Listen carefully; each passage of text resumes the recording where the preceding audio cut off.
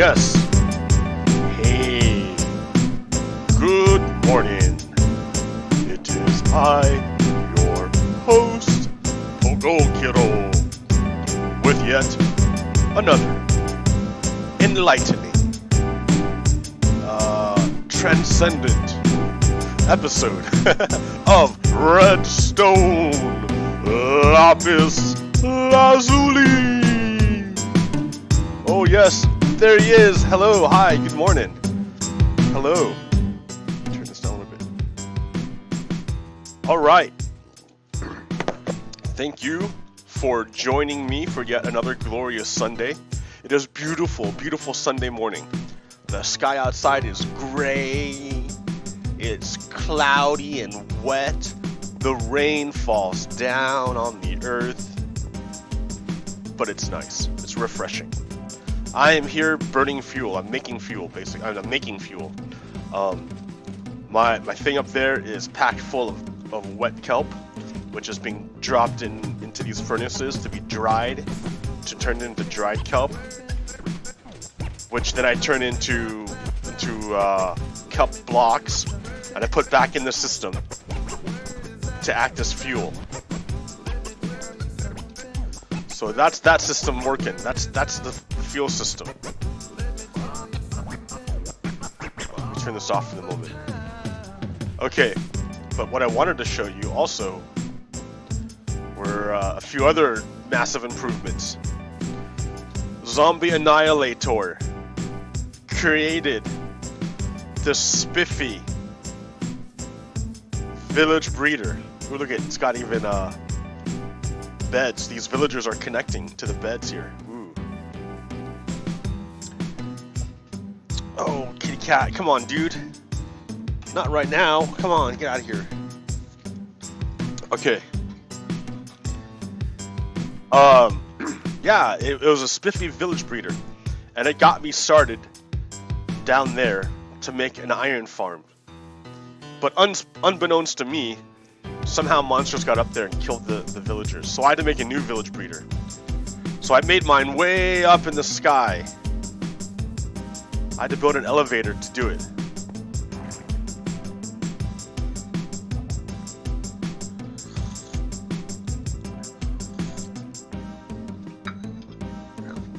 But unbeknownst to me,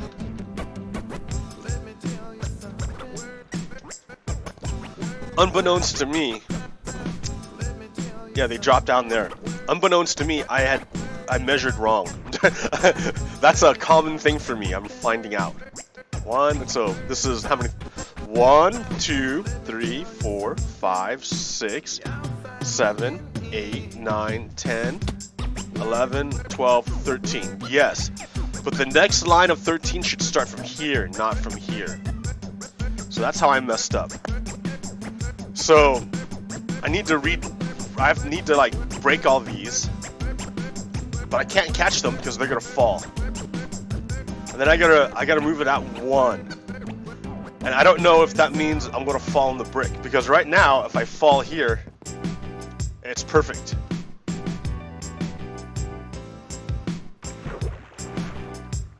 But if I move it over 1, I'm gonna land on this brick and die. So that would be no good, or this cobblestone. That'd be no good. Well, I can't fix it right now, because if I leave it open, monsters will come and eat all the villagers. Which is what happened over there. So for these guys' sake, for their protection, I need to keep them in here. But I need to expand out that way. Maybe not that way. Maybe I'm okay here. I have to go up there and count. And then out that way 1. Yeah, because these babies are going to be flying down if I do this correctly. I don't think they're flying because there's not enough room. Anyways, that's another adventure for another time. Is there a bed here? Yeah. Yeah, so here's our dude, right? Here's who we want to cure, this guy. And normally I would connect that elevator up to the middle so I can drop him in the middle and breed him. This is how I started these guys, is I took zombies, and then when they're cured, I dropped them into this water stream, where they would slide along because it's ice. Like, what are they gonna do? Like, if by doing nothing, I get pushed along. So that's nice, right? Super nice. I can watch them watch their progression. And here's the elevator that I used. So me doing nothing, it just automatically moves the whole way. Man, that took a long time to build this elevator in the system, but it works out. It works really good. And then they would pop out, and then it would be a flow over there, where I would drop them into this machine, and then this machine I would fill with potatoes. This is old guy who designed this. Yeah, you'd feed potatoes to the machine, which then feeds them to the villagers, which then breeds babies. But I gotta expand the square. I need to make the square bigger. And then to get down easily, look at this. Oh, so nice. Alright. So there's that side.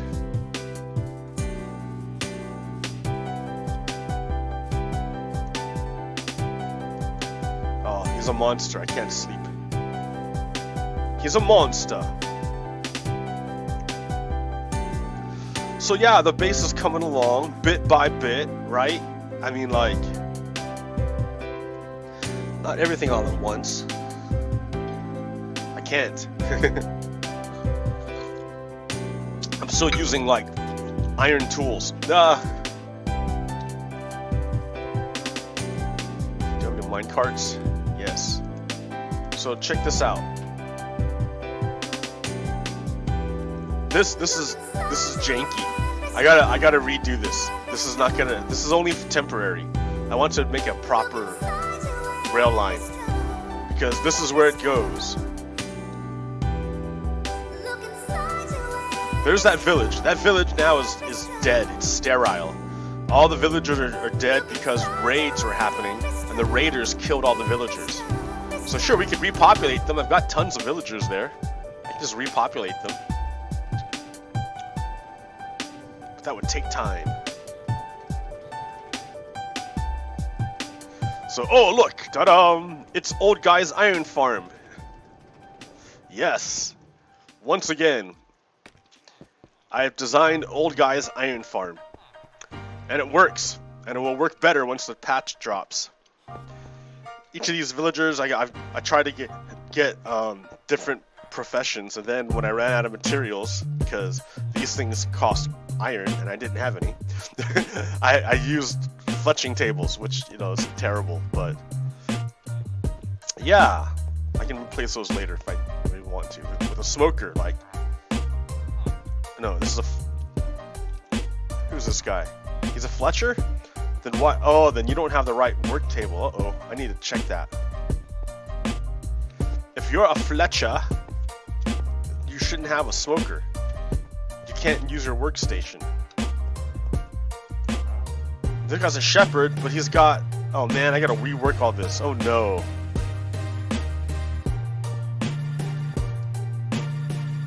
Oh no, I gotta redo all this. That's why the, yeah, dude. When I broke the beds, it must have redid all their, professions. Cartographer? Yeah, what are you doing? Alright, well, I've got work to do. And I can do that later on. It's tedious. Yeah, this is tedious. This is a tedious process. That's why my rates have been so terrible. It's because my villagers are all messed up. But yeah, so I built this iron farm, and I'm still working out bugs. And so I think I'm gonna make a new base out here. Because, you know, why not? Like, I want to hang out around this thing so I can, I want to hang out around this thing so I can generate iron constantly. Because iron is the thing I'm hungering for. You can't really make anything without iron. That's why there's so many Fletchers. Because there's lots of gravel. gravel makes flint, and flint you can turn into arrows and sell to this guy. Anyways, so what's been going on?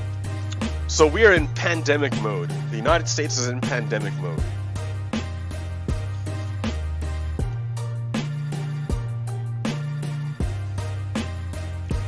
What does that mean for the United States? Oh yeah, hey, my map.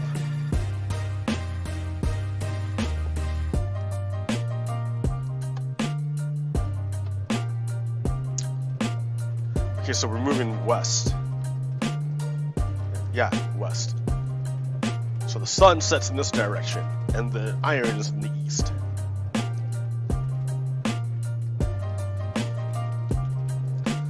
Alright.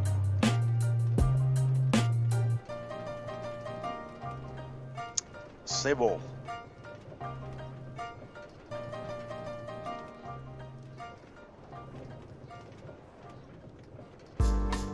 Oh, too far. Uh-oh, that guy's gonna go for a ride. Alright, whatever, guy. Okay, I came back for glass.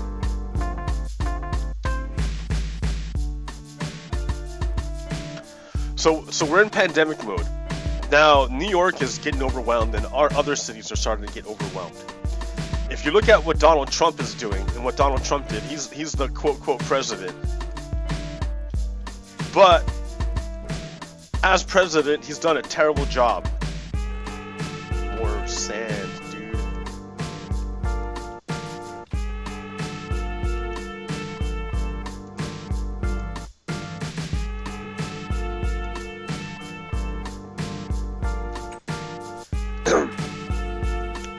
He is supposed to provide for the common defense for all of the states. And what Donald Trump has done instead has hastened the spread of the virus. He's assisted the virus in attacking Americans. And then, after that happens,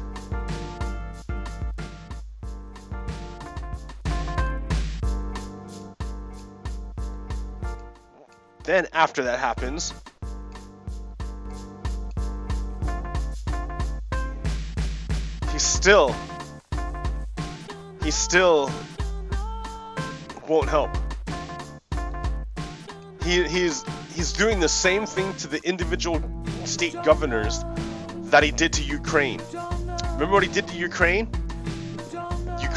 He's like, okay, Ukraine, if you want the help of the United States, you have to do something for me, Donald Trump. That's what Donald Trump did to Ukraine. And then they impeached him for it, and Republicans said, no, that's okay, he can do that. That's not impeachable. That's all right, he can do that. So Donald Trump was like, okay, yeah, I can do that. So now we have a crisis in the United States. We are being devastated by this virus, the coronavirus. Donald Trump is supposed to, by law, by the Constitution, supposed to provide for the common defense. And this is an enemy. The virus is an enemy of the United States. It's killing our people. It's killed our economy. It kills. It's our enemy. And Donald Trump, as president, is supposed to defend us. But what did Donald Trump do instead? What did he do instead? Oh, governors. Yeah, you want help from the United States, but if you want help from the United States, you have to do something for me, Donald Trump. And remember, the Republicans are a-okay with that. They're okay. They wouldn't impeach him for it. And so what he did to Ukraine, now he's doing to us. He's doing to the individual states. So you would think, oh well, that's not fair. Like that's tyrannical. That is like the federal government being tyrannical. That is what those Southerners, not the Southerners, that's what those Confederates were talking about. Those right-wing people. You know, when the right-wing people say, oh, the federal government's gonna come and get you. You have to defend yourself against the federal government. This is what they're talking about, right? Right? This is what they're talking about. When the federal government purposely withholds aid, crisis aid, from states. That's exactly what the right-wing people were talking about. Oh no. If you talk to the right-wing people, that's not, no, this is okay. That's not what they mean when they say the federal government run amok. When the right-wing people talk about when the federal government runs amok, generally it means, oh, I have to pay taxes. Or, well, yeah, that's about it. Or, I can't amass an arsenal of weapons. That's the other thing they complain about. So, what are arsenals of weapons and hoarding wealth? Who does that serve? The rich. So they can have their private armies and they don't need to follow the federal government. That's what they're talking about. They don't actually dislike the federal government when it works for their interests, which would be for the wealthy, for the rich, for feudalism, basically feudalism. When power is concentrated in the hands of private individuals, that's like a form of feudalism. That's fascism, right?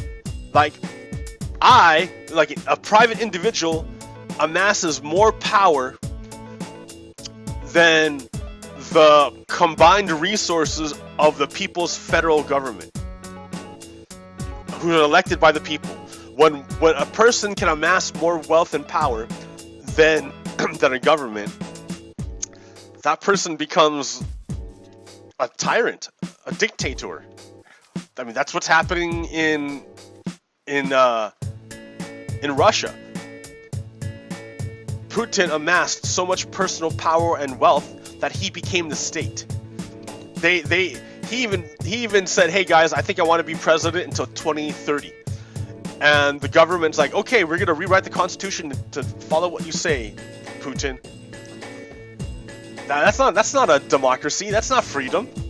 That's a dictator. And that's what happens when you amass wealth in the hands of wealth and power in the hands of private individuals, so that they have, like, it's, oh my god, it's dangerous to liberty to have concentrations of wealth and power. It's dangerous to liberty. So Donald Trump has captured the federal government with the help of the Republican senators. He uses the federal government as a cudgel to attack those people he doesn't like. Who are the people who he doesn't like? Well, if you listen to Donald Trump, it's the quote liberals and progressives, the left wing, liberals and progressives. That's who he doesn't like. So he's using the federal government to attack those people, because cities tend to concentrate liberals and progressives. And cities are the places being devastated right now. And Donald Trump is withholding aid to those cities. But even worse than that, he's also helping those governors who support him politically. So Florida has got like too much help. They requested what they wanted and they got double what they requested. Meanwhile, Connecticut and New York put in their requests, and Michigan put in their requests and got like nothing. Got nothing. And all went to Florida instead. That's bad planning at the very least. And that's malicious at the worst. That's malice. That's Donald Trump being a dick.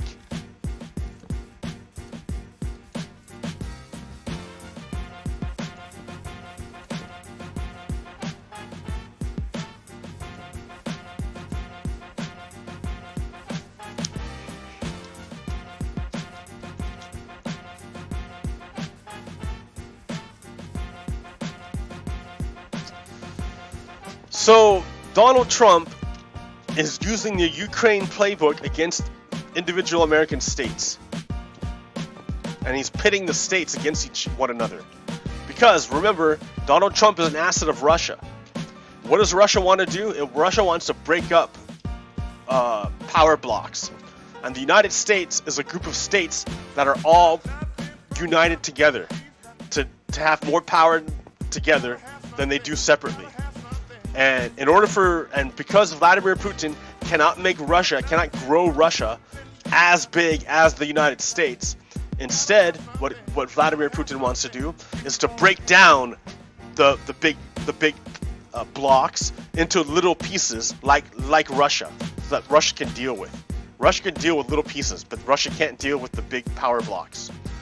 So yeah, Russia would love if the states were pitted against each other.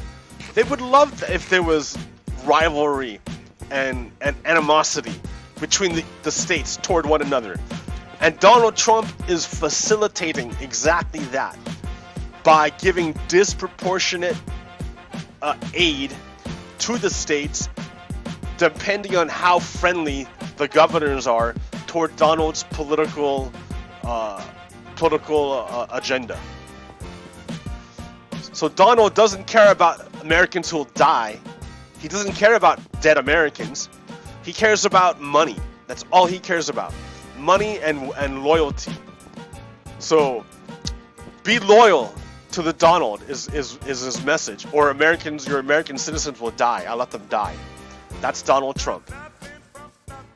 He won't invoke the National Production Act, the one where he can command corporations to build ventilators. He won't invoke that. Why not? Oh, because corporations would lose money. They would not make as much profit. And so he defers to corporations. Okay, I don't mind if Americans die as long as corporations don't lose money. That's Donald Trump. Is that some kind of leader? No, that's an enemy. That's our enemy.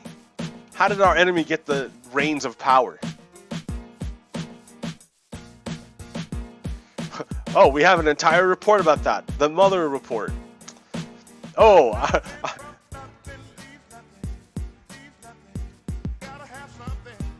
so, like, yeah. So there's a couple ways you could look at this. You could look at it and say, wow, the people who support Donald Trump, they must be evil.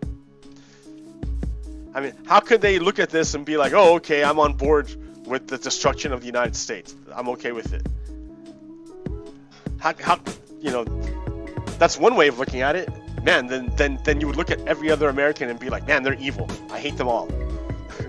And maybe that's the way Russia wants you to see it. Maybe that's the way Vladimir Putin wants you to see it. That your fellow American is evil. But there's another way of looking at it.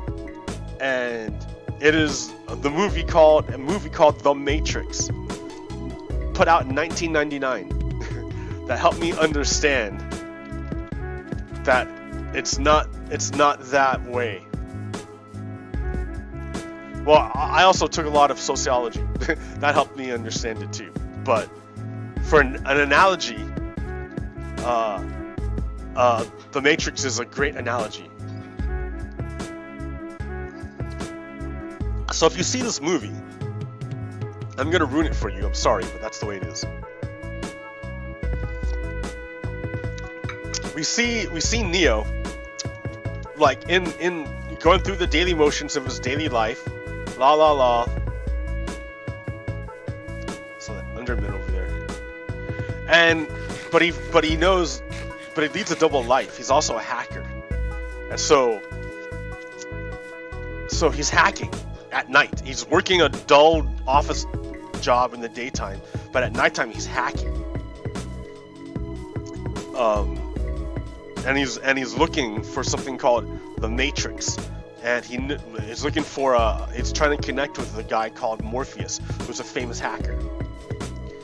Well, turns out they meet, and then agents are also after Neo at the same time. So Morpheus grabs him and gives him a choice. He says you can either take the blue pill and go back to sleep and continue on with your life and believe whatever you want to believe. We don't care. Do whatever you want. Take the blue pill and go to sleep. Or you take the red pill and you wake up. What we really need, and so fall prey to man. Because you know that this world is not real. You know it. You can't explain it, but you know it. So if you take the blue pill, you'll never figure it out. You just go to sleep. You'll forget about it, and you'll continue on your life. Or if you take the red pill, you find out what the deal is. You find out what the deal is, and like it may not be what you want it to be, but that's not what I'm asking. That's not what I'm giving you. I'm not offering to give you what you want it to be. I'm offering to let you see it the way it really is. And so Neo chooses the red pill. Chooses the red pill, and he quote wakes up.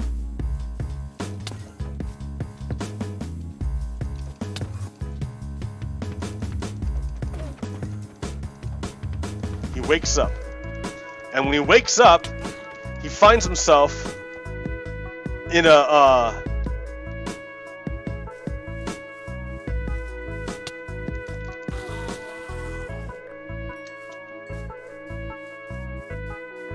he finds himself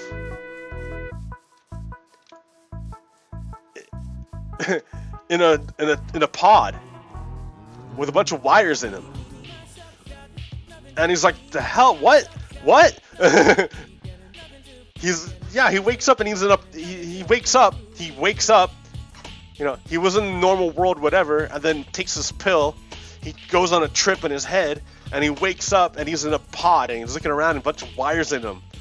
And he was like, the hell is going on? And he looks around and he sees everyone else, all these pods like his pod. Like thousands, millions of them, millions of pods like his pod. And he's looking around like, what? And then he gets flushed out because he's rejected by the system. And he's flushed out. And so he's flushed out. He's sitting there like drowning, I guess, in the refuse pond. Like, because he's refuse now, he's a waste to the system. When a pirate ship comes by and picks him up. And the pirate ship is Morpheus.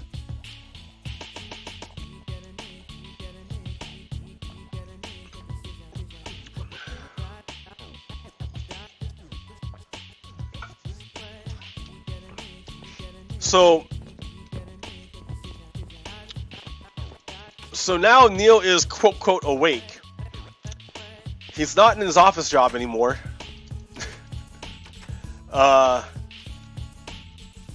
Like, he finds out that whole world that he was in, his whole life, his whole thing, that was a computer simulation. None of it was real. It was all beamed into his brain through those wires. And it's all being run by a computer. So everything in his world, all his memories, everything, like his parents, all that stuff was fake. It wasn't real.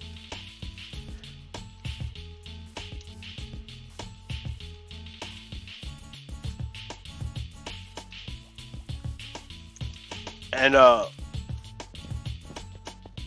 what he finds out is, well, what is real? Well, what's real is that there's this system that uses humans to get energy, to keep itself going. And so it tricks the humans into thinking things are a certain way in order to continually take energy from them to keep the system going.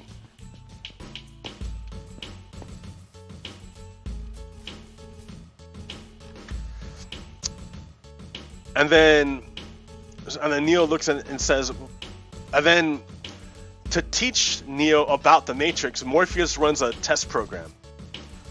And they go into like the Matrix, kind of like a LAN, local area network. It's not really the Matrix, it's like a local area network. And they run a program where Neo and Morpheus are walking through the streets. And at one point, there's a woman in a red dress, and Neo like looks at her and notices her. His attention is drawn to that woman, who's everyone else is in gray and drabbed, whatever, but this woman is in red. She stands out, and she's beautiful. And she walks by, and Neo is just like looking at her. And Morpheus says, Neo, were you paying attention to me, or were you looking at the woman in the red dress? And Neo says, I was, and Morpheus says, look again. And so Neo turns around to look again, and the woman in the red dress turned into an agent, pointing a gun, about to shoot him in the head. And then freeze! It freezes the program because it was just a test. And Morpheus said that the point of that program is to teach you one thing. That if you're not one of us, you're potentially one of them. Potentially one of them. So what that means is, if you're plugged into the Matrix, the system can use you at any time. It can use your body at any time it wants, and you don't have a say in it. The system just takes over your body to enact the will of the system. You don't have a say. Okay. So let's go hang out at the other place.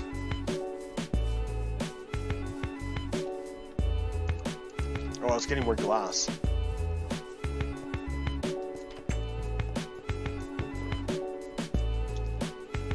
I only made one? Oh man, I have to get more sand.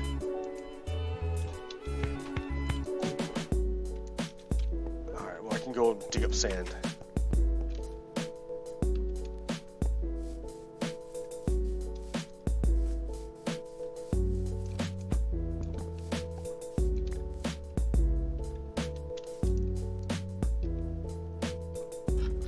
Okay.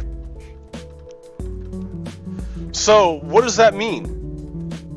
That means everyone else who's plugged into the Matrix can get turned into an agent and lose control of themselves and in service to the system instead. And they're not even aware of it. They have no idea it's happening when it happens. Like, only people who are unplugged from the Matrix are not subject to being taken over by the system at will. So not everyone can do that. Like, it takes a lot of training, I guess, to do that.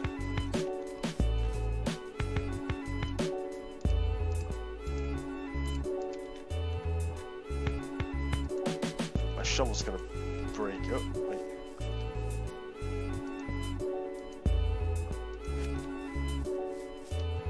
What I should do is make a crafting table, make a couple barrels, no,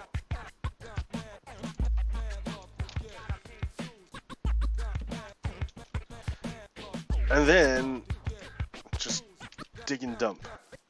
Okay.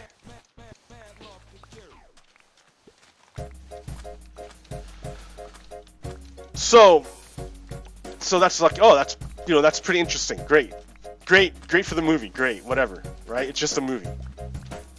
Okay, but look at if you look at it from a sociological perspective, and think about the concept of socialization. What does it mean? What does socialization mean? Well, that's the concept of learning what it means to be a human. Because, like, human beings are not any different from animals. A human is an animal, just like every other animal. The thing we have that helps out is, well, we have hands, that helps a lot. And we have speech and language. And with that speech and language, that's like an amazing networking tool that other animals don't have, or not to the level that we have it. So that allows us to make this thing called culture. Culture is sort of like an operating system.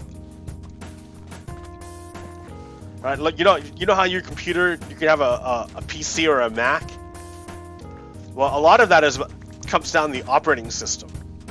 The PC, its operating system is different than the Mac operating system. And you can get Windows, or you can get other kind of operating systems like Linux, Ubuntu, Red Hat, Mint. I forget what other flavors there are now. But But yeah, so humans, you know, have to learn how to become humans. They have to be taught, like language. They have to be taught what all these symbols mean.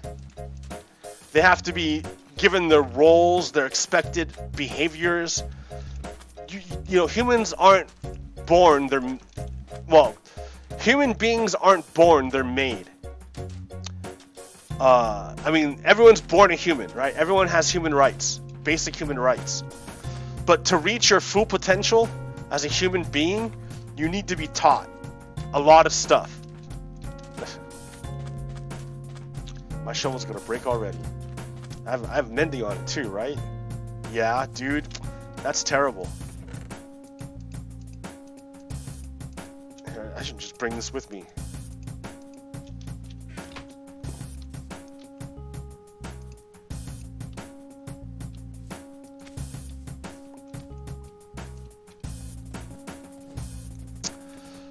So, all humans are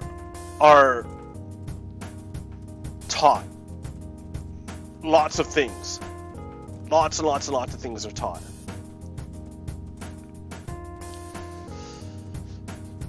So, and a lot of it's just subconscious. It's like, you know how a fish, the last thing a fish is going to think about is the water in which it swims. It'll look at everything else, but the last thing it'll notice is like, oh yeah, I'm being suspended and held in place by this invisible stuff called water that helps me breathe. Well, the culture is the same thing. Culture is like the water in which you swim. It's the last thing you're going to notice. So a bunch of people are taught a bunch of things that they don't even know because they were taught as children. So they never even question it. It's just assumed to be true. That's the way it is. That's just the way it is. So when you think about things like racism and patriarchy and sexism and ageism and all the other isms, all of that has to be taught to the human. And a lot of that teaching isn't conscious, it's subconscious. It's not even done on a conscious level. You just reproduce the behaviors because that's what you've been taught. And you never critically analyzed it. You never looked at it, right? Why would the fish look at the water? Like, why would a human look at the way the human behaves? Like, what, a particular human behavior? If that's the way it's always been done, why would they even question it? Right? So people reproduce behaviors unconsciously, number one, and number two, it was taught to them through socialization, through society, just the way society operates, and the assumptions society has and places on humans. So in that way, the human subconsciously, unconsciously reproduces the effects of racism, sexism, homophobia, patriarchy, all the bad stuff. They reproduce it because that they've been programmed by society to do just that, and they never bothered to look. It was never they never even had a chance. They were never told. They never had an opportunity to get enough distance to look at themselves to see what behaviors they're reproducing and why that might be problematic. They just never got a chance. They're plugged into the system and they reproduce the system. So and the behavior that they reproduce doesn't necessarily benefit them. Patriarchy doesn't benefit men. White supremacy doesn't benefit white people. Ageism doesn't benefit the other age groups. Homophobia doesn't benefit straight people. None of these behaviors benefit the humans, but they get reproduced nonetheless. How is that? Because remember, the humans aren't necessarily aware that that's what they're doing. They're not even aware of it.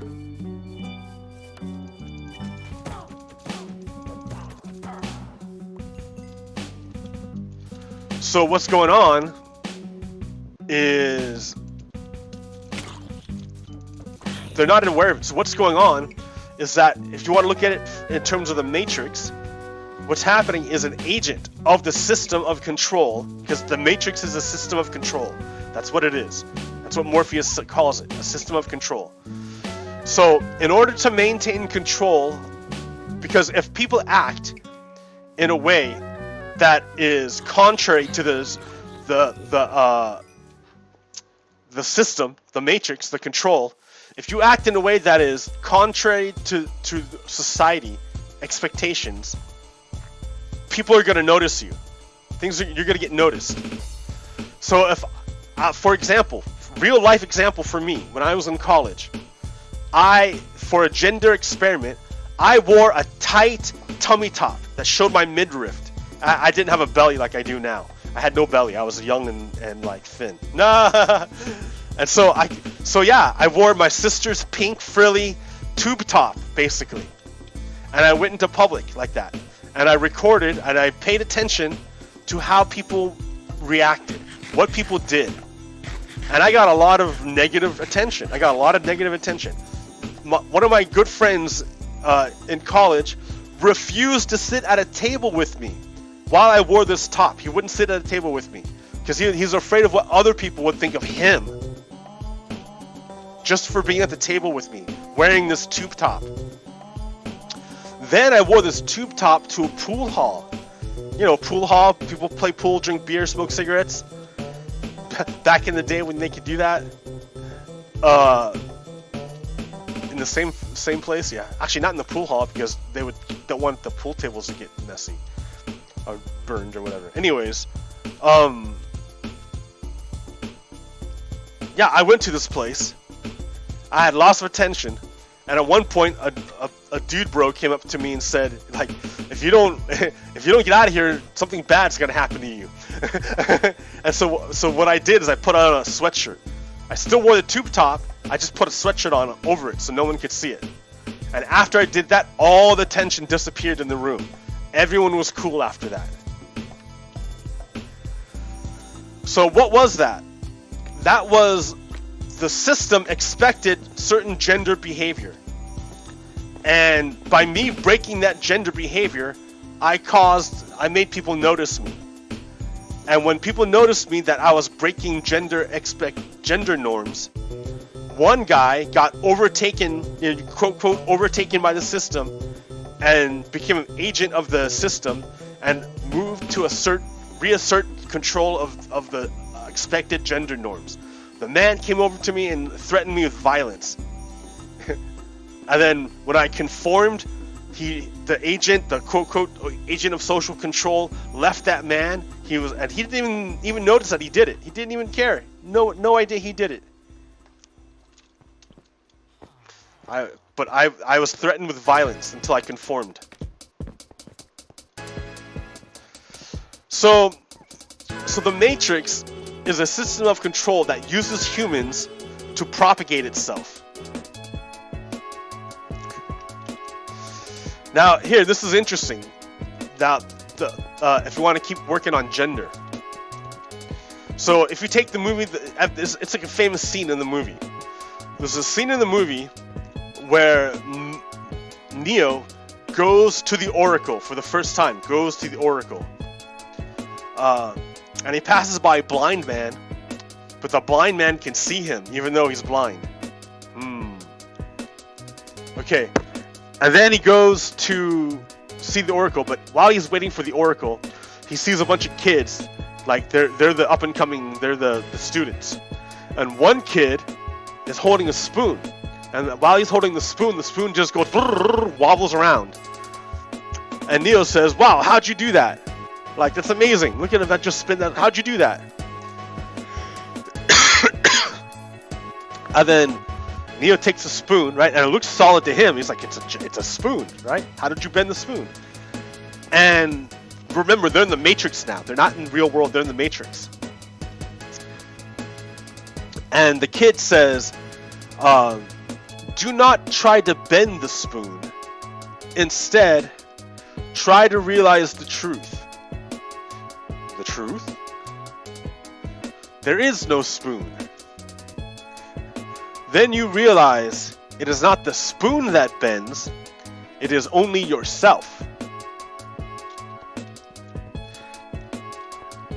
And then Neil looks at it, and it's like, ugh, and he starts to bend the spoon. Okay, so let's unpack that.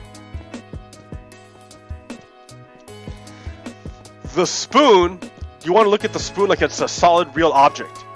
And you want to say, there it is the spoon.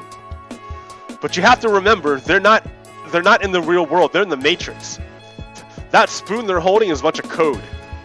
It's not really there, it's not actually there, it's just a bunch of code. So what bends is not the code, it's yourself. What does that mean? It means not your physical body. Your physical body is not going to bend. But what that means is your perspective. The way you look at it. Because it's not an actual thing, it's just code, you can change the way you look at it. Because it's just perspective, right? It's just a bunch of code. You can look at the same code from different angles. And because remember, the code is just an idea. It's not a solid thing. It's not an actual solid thing. It's an idea. So an idea has no substance. You can bend, burn, whatever ideas because they're not real. I mean, they're not real in that sense, in the physical sense. They're not in a form. They're just an idea. So let me try to make this a little more concrete. Imagine the spoon is not this. They're not looking at the spoon. They're looking at gender norms. The kid is holding this object called gender norm, and it's conventional gender norm: man, woman, husband, wife, masculine, feminine, suit, like pants, dress, blue, pink, violent, aggressive, demure, passive. Like, there's all these, that's the standard gender norm. You're holding it, going, everyone must be like this gender norm.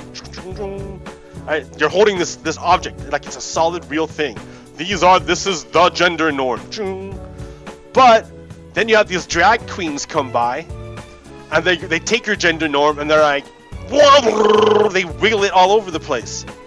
They're like, I'm a man, but I'm dressed more feminine than women. What are you gonna do about it? I've taken your what you call solid object, your gender norms, and went with it and made it wobble all over the place. So yeah, defenders of the gender norm, of the solid gender norm, will be all offended by it and become taken over by the agent of the Matrix and use violence to try to reassert the societal version of gender norms. But the thing is that gender norms are not real. They're not an actual thing. There's nothing there. There's nothing there. So that's when you realize the gender norms aren't the thing that's bending. You're not bending norms. You're bending yourself. Instead of conforming to the gender norm, the drag queen breaks the gender norm, does something totally different, and shows that the gender norm has no power, no actual real power, no physicality, no realness to it whatsoever. It's all in the expression and how that it's expressed. And so the human then reasserts creative control. And the agent of the Matrix does not take over that human body. It no longer is able to. That's a free human. That human is able to do it. Even if you don't yourself become a drag queen. If you can accept drag queens, then you are free of the agent of the Matrix. The agent of the Matrix can't take you over to threaten violence to people who defy gender norms. You're a free human. Or a freer human. Because we're always working to free ourselves more. To make ourselves more free.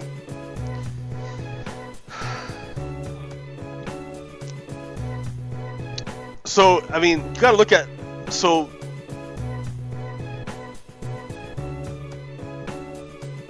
look at the Matrix as not as a solid pod that holds people in the pod, but as a metaphorical, like, information bubble that keep people locked in a bubble. You can't blame these people. This is to get back to my original point. I want to call these people evil. But the regular average person, they're in a bubble. They've been taught their whole lives through socialization that this is the way it is. And that they're not even aware when they're taken over by racism or homophobia. They're not even aware that that's what's happening to them. They're not even aware of it. You have to try to free their mind. You have to try to free them from their bubble and make them a proper human being, a fully developed human being. Because you can't fully develop, you can't be a true human because you don't have total creative control over your machinery, right? If an agent can come and take over your machinery at any time, you don't have control over it. You're not free. Even if you don't have chains on your hands, if an agent can come take over your brain at any time, you're not free. The chains are invisible. Yeah, I really like that movie, The Matrix. I think it's a great metaphor, or a great allegory.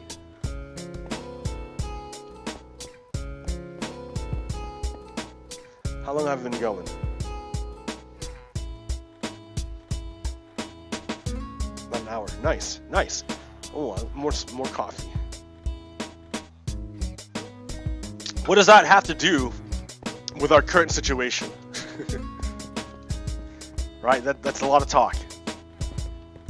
Yeah, see, I need to fix this. I need to come back and fix this for everyone. Because it's not gonna produce iron. No golems are gonna spawn. And if I'm gonna fix that, I have to stop talking.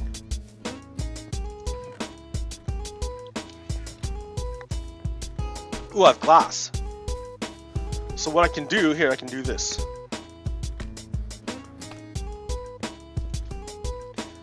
So yeah, I really like the movie The Matrix.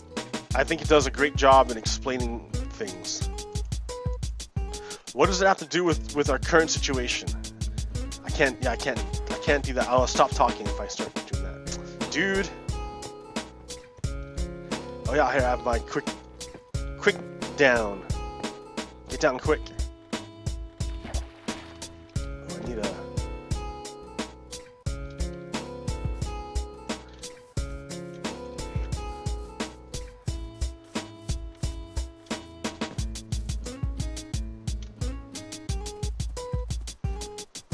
Okay, so what does that have to do with our current situation? Alright, you could look at it. Okay, so in the movie The Matrix, if you watched all the rest of the movies, you see that Neo's nemesis is this guy called Smith. In the first movie, Smith is an agent of the Matrix. He's an agent of the Matrix. What that means is that he is serving the Matrix. He serves the Matrix. How many more leads?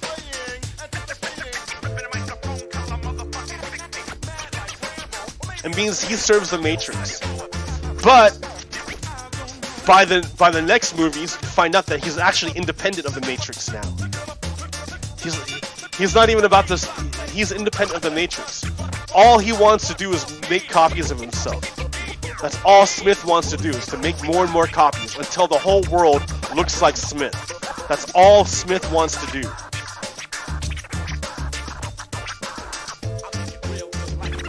So what is a virus? A virus is a piece of information that just wants to make more of itself. It's not even fully alive. That's the thing. Like, when I say fully alive, like, what does that mean? Like, a virus can't live on its own. It has to live within another creature, or it dies.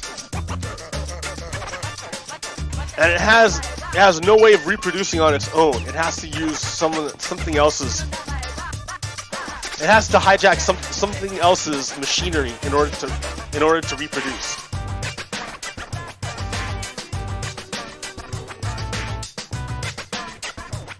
So, like, the coronavirus is a virus. It's not alive. It uses it has RNA. It has instructions. and it's like a program, but it's not alive because it doesn't have its own parts. It has to steal the parts of another machine, another life, in order to make more of itself, in order to replicate. And that's all it wants to do. Is replicate itself, make more of itself. If you look at the movie The Matrix, Smith becomes a virus. There's no point to Smith. The only point of Smith is to make more Smith. That's it.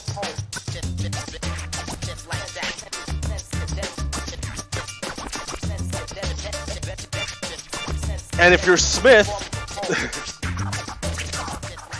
I'm gonna turn this down a little bit.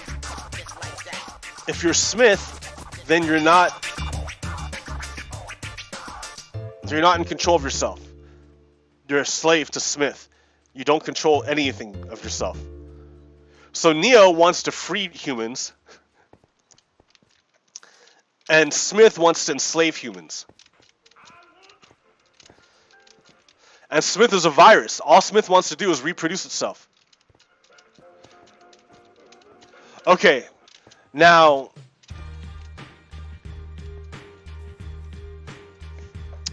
let's come back to our world, to this place. We're being ravaged by the coronavirus right now.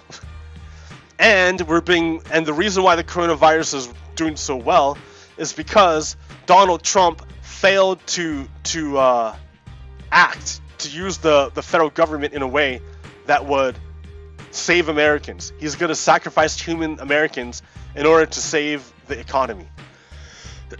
What, the economy? What does that mean? No, to save rich people. Not even the economy, but to save rich people. And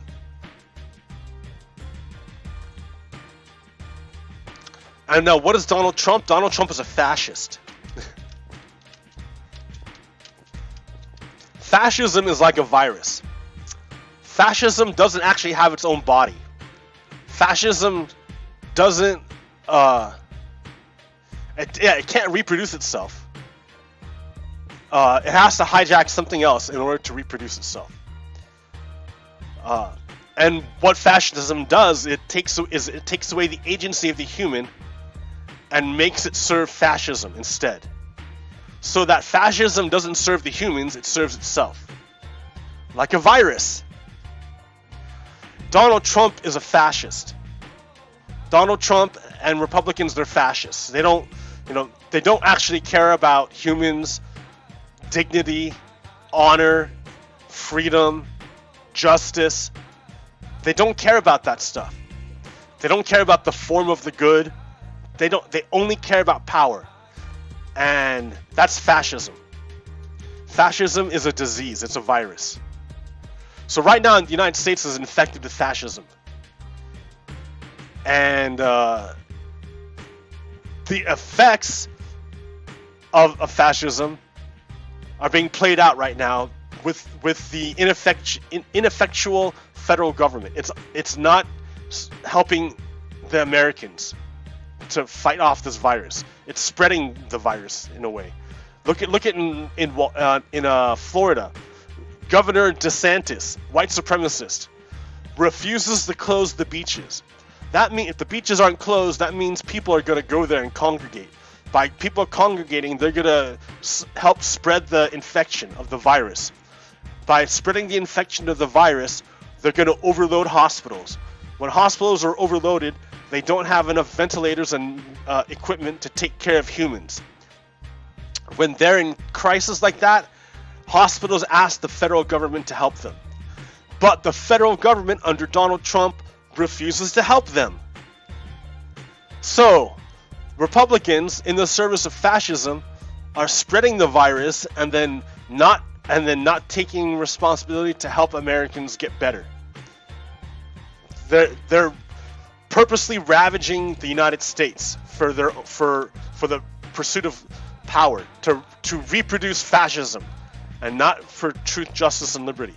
No, but to reproduce fascism and power dynamics.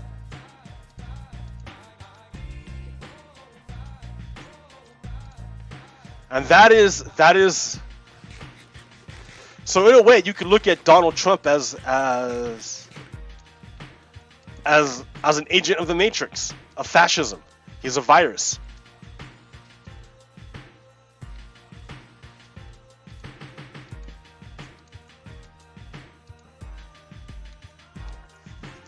Alright, well, I've talked for quite a bit. I showed you everything here. That iron farm, I gotta work on it. I can do that on my own time. I gotta take out the trash and everything. I've been so lazy. I haven't done anything.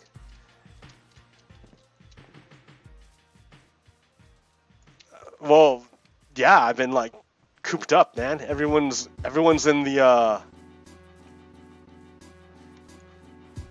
everyone's all quarantined. Everyone's like locked away, and it's rough. I thought it would be like no big deal, but it kind of is a big deal. Like I need to make more coffee, and then take the trash out, and then yeah.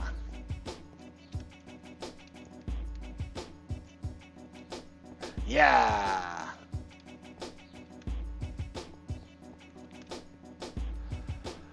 Well, yeah, here's the start of a new base.